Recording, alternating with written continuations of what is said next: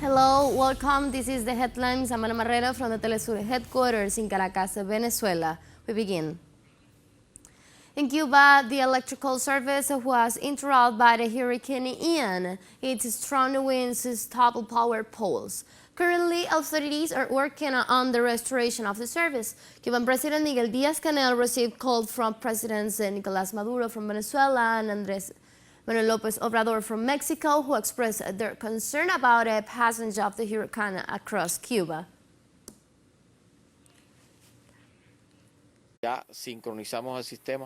We are already synchronized the system. Unit 1, the thermoelectric effect, has 59 megawatts at the moment.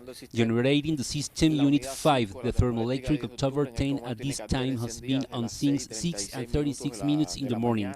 This is another unit that is going to be incorporated into the system, and already began the process of starting Unit 2 of the thermoelectrical of Santa Cruz del Norte, Ernesto Guevara. The Antonio Guiterres unit and the thermoelectrical plant also started the startup process through a microsystem that was made from the Varadero gas, and from there it was possible to reach the Antonio Guiterres thermoelectric power plant with electric energy and start the process.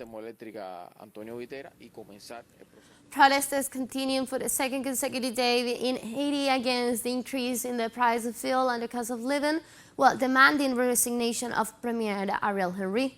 Popular demonstrations spread through several cities of the Caribbean country against the 228% increase of the price of gasoline, diesel, and kerosene, as well as basic necessities.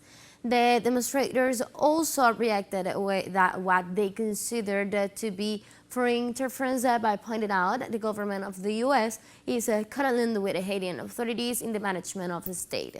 In the face of the worsening crisis in the nation, the special envoy to the UN in Haiti, Helen Lemon, were of new levels of desperation in the Haitian population that could trigger a humanitarian catastrophe.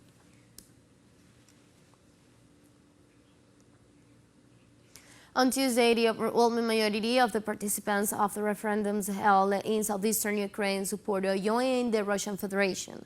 According to the elections officials in Zaporizhzhia, 93% of the ballots cast in the votes were the support of the accession, while Kherson 87.5% were the results.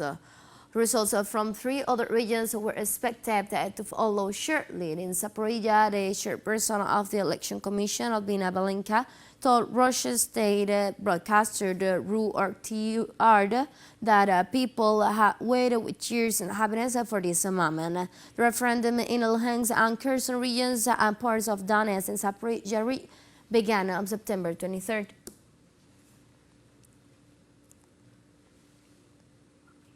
The World Trade Organization chief Ngozi Okonjo-Iweala said she believes the world is heading towards a global recession due to multiple coral increases and called for radical policies to revive growth.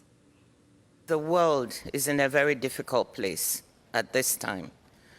We have a situation in which we are grappling with multiple crises. I often refer to it as a poly-crisis, simultaneous exogenous shocks hitting the world. We have security shocks, we have climate shocks, we have energy shocks, we have food price shocks, and all of this hitting countries at the same time. So we cannot afford to do business as usual. Central banks don't really have too much of a choice but to tighten and increase interest rates. But the repercussions on emerging markets and developing countries is quite severe.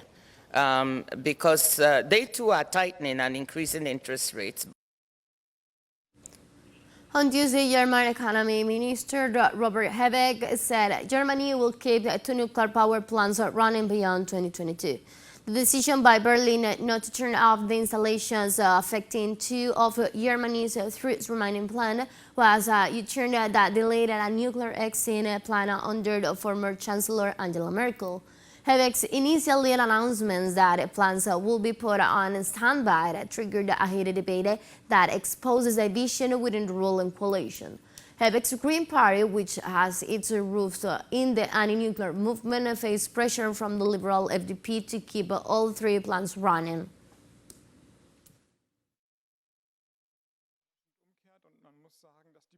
I have to say that the forecasts made by the EDF in recent years have always been too optimistic, so if these forecasts do not turn around, then as the minister responsible for energy security, I have to say that ISAR 2 and Negas Westheim will likely remain online in the first quarter of 2023.